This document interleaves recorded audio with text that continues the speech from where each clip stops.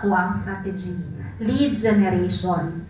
Because brand awareness, dali raman na mag-boost lang ka, mag-promote lang ka sa page. But lead generation is very hard. So kana, okay, we are also trying to sell. Right? Muna siyang ako strategy, lead generation. Muna kung makita ninyo ang Facebook boosted ads ni Iholan, na send a message. Kapansin mo, ana, send a message akong ginabutang to get more messages, to get more leads. Instead of, pwede maguna nimo i-like page or follow page. Ana, ako send message na. Because that is my strategy with HLI, lead generation. Step 2, create and share valuable content. So, valuable ba inyong content na ginapost? Or I guess sa inyo, kay hala, nag-post si Kuan, nag-post si Ma'am Lab sa Iholand. I-download, i-copy ang i-listen na lang o contact number ninyo, di ba? So, inana ang inyong ginabuhat. And I guess guilty man taan ang tanan. But sometimes, good people, sa kadaghan ninyo nagabuhat, tanaw ninyo, dili maumay ang gabasa. Ay, nanapod ni siya.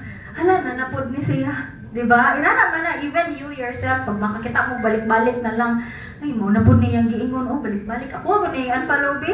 Ay, unfriend na ko ni. Isamok na sa newsfeed. Unya, sellers ba mo frequent jud inyong posting niya. Imagine, inana, pero may inyong ginabuhat. So, it's not valuable anymore. Wala na siya value para sa mga nambasa. Diba? Shareable siya, but it doesn't have value anymore. Scroll na lang sila. Okay, here. So, this is one of the posts ni Iholand na I made. Thank you. Kasi nakakitaan eh. Okay, very good si ma'am. So, I made a content concerning Madaum. Madaum is very far from downtown. They have a little bit of bad image for others, right? So, I tried tweak na siya. Because I don't want parang thought leadership. Dili ko ganahan na kanang mamaligya lang ko, sales-driven lang tanan. Gusto ko makabalo sila na inana man ang Madaum. Manong dili man ka mo palit. Ala ba? To be honest, inana ba? Inana man ang tagong. Manong dili man mo malit. Kano dito manggid mo na naman diri. Inana. So I made this article entitled Madaum Tagum City, Discover Its Hidden Charms.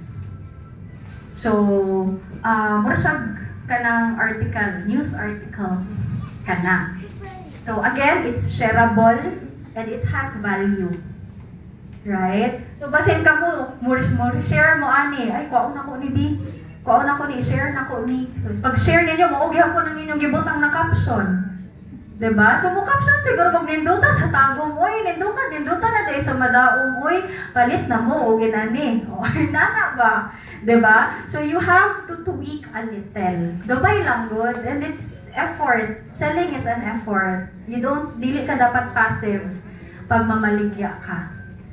So, next, another one, Tagum City, the next property investment hotspot. So, dira ko gibutang na ko dira kung unsa ang mga plans sa city government sa Tagum. So, readers can also read, hala na day SM sa Tagum, wala ko kabalo. Hala na day inani sa Tagum, wala ko kabalo. So, makabalo na sila niya pa. Inyo handa yung butangan o ka ng pinakapsyon na, hala ka ng palit na mo sa Tagum kay nanami inani. So, you have to tweak, i-change, i-improve. Personal touch man na or professional touch, but you have to change ang inyong nakagawian. So, inana na siya. You can grab, pwede ninyo i-download, i-repost, wala na kaso. You can also share. I-share ka ng share button nila. Pwede na po din na. Okay? Next example. Kani siya sales-driven na siya na-post. So, muna ni siya katong 15% equity, pay in 18 months, na I think i-discuss ni Sir later katong step-up terms.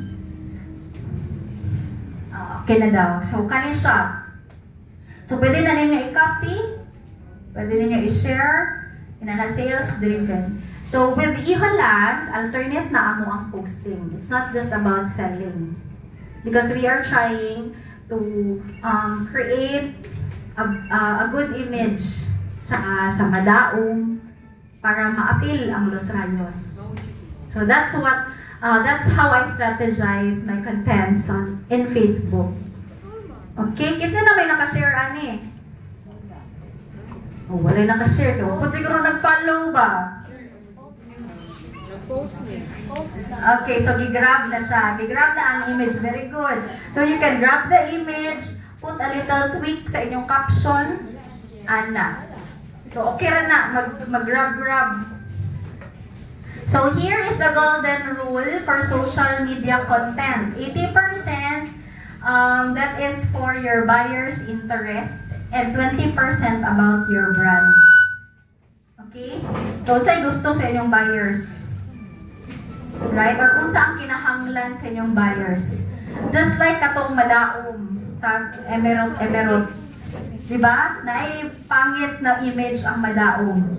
So ang interest or the thing that you have to change about madaom is of course katong mga bad na turn to siya to good. Mo na siya imuhang goal. So mo to siya 80% ato na post is buyer's interest. And where is the 20% sa brand? Nasa akong hashtag, Iholand, nasa ako ang graphic na Iholand na logo. So ginagmay lang. But 80% of that para sa buyer's interests. Next. Ito, sige daw, based on your experience, what makes your post catch a prospect's interest? Namaligya naman dahil mo sa Facebook. Sige. Unsa man ang thing na kanang nakakatch sa, yes ma'am? Promo. What else? Images and pictures, tama. What else? Discounts and promos. Okay, so si Sir Chris ang mulista na discounts and promos daw ang makakatch sa her prospects interest. And yes, naapod na ma'am kanang good images, videos and images and videos. Alright, next. Third, schedule and post. Your posts. So no matter what type of content you're posting, there are 5 critical elements to include in each post. Na yung mga nakabold, muna siya ang I think very important. But na ay commentary or message, an image or video, tanggihin mo ni ma'am, call to action or CTA, do you want your followers to send you an inquiry? Muna siya ang CTA. Links, if there's any, hashtags and mentions, post and share on Facebook Marketplace and groups. Okay, so data sa CTA, call to action. So, when making a call to action, ang call to action man good, makita na nimo sa caption. Kanagong murag, palit no, itawagin ko sa inani na number, or call mo na siya ang mga CTAs. And it's very common to see for inquiries, or if you have questions, just contact me. Common kayo na siya. So you have to tweak that a little. Okay? So you have to, kanang naakay dapat, ma-answer dapat ni mo ning question. Do you want your followers to send you an inquiry? And if you think it doesn't answer that question, dili na siya effective na CTA. Okay? Sometimes, ang CTA, na siya sa pinakauna. Napansin niyo ng mga post karon sa mga mamaligya, kanang magyaw-yaw kunuhay, tas maligya day sa last part. That is also a good CTA. CTA na siya. So, kanang nagulag ni Kuan, palit na mo sa kumaha. Diba? Usually, makakita taga na it's funny. But it catches our attention. Diba? Honestly, ako, nakakita na po ko na nagulag na din sila. Uy, wala din ako gibasa. Tingnan ako, dagan ko kayo naghaha, ano nakatawa man sila. Pag-check na ako, tama di ay, namaligya di ay, Wala din siya nagkuan, wala din sila nabuwag. So, kana siya, you think of any creative ways para makakatch mo attention sa prospect, and then at least man lang maka-comment sila sa imo. Okay, buwangan ni mo, uy. Di ba na mga inanan ng mga comment? Lain na, ni uy, katawanan kay ka. Mupilin lain ka. Di ba? So, pinanak sa inani ba, inani ba, available yung mga inani ba, papalit mo, kasi gusto ka ginana. So, nanakay way to interact with them because it's really hard to get inquiries, right? That is a very honest kanang reality. This would kayo makakuha inquiries, so you have to be very creative. Hashtags and mentions. Hashtags is very important because again, dira ka na mga nag-search, makatabang siya. So, for example, Tagum, house and lot. Diba? So, naamang kayo nag-hashtag so ka ng house and lot, hashtag house and lot. So, ma-appeal to siya o ka-search. So, you have to think of good hashtags.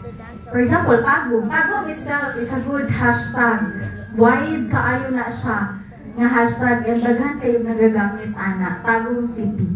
So, kung nga ay mag-search, asa na yung Tagum City? Search niya Tagum City, mong gawa sa imong gibaliliya.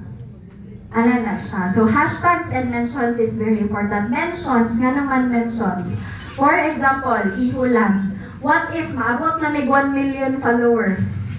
I-mention jud mo. Kaya may Ihulan, mo search silang Ihulan, mo gawas ka. Kaya i-mention mo ang Ihulan. What happened if we... Ano na siya. So, for example, sa paman, Santa Lucia. Sige, mag-search sila Santa Lucia. Inyong itagan Santa Lucia. Pag na ay mag-search of Santa Lucia, makita ang imuhang post. Kaya i-mention na nimo sa imuhang promotion.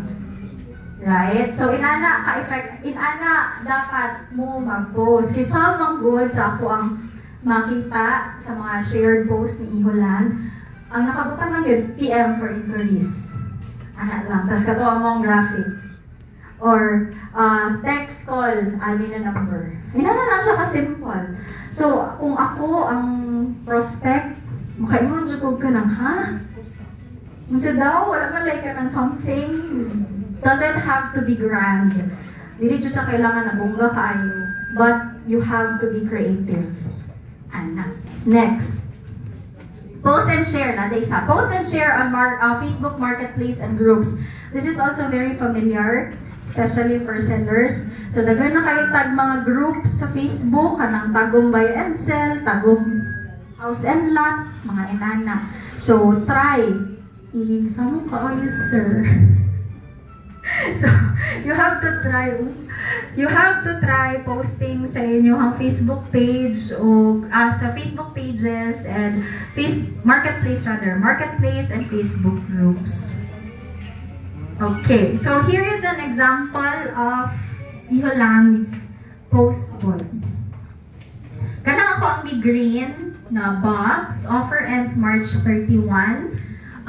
For inquiries na sa message or email, Iholan inquiry. Formal siya kay, of course, company, magod so dapat formal. Ay, sa magmaha-maha ko dira, no?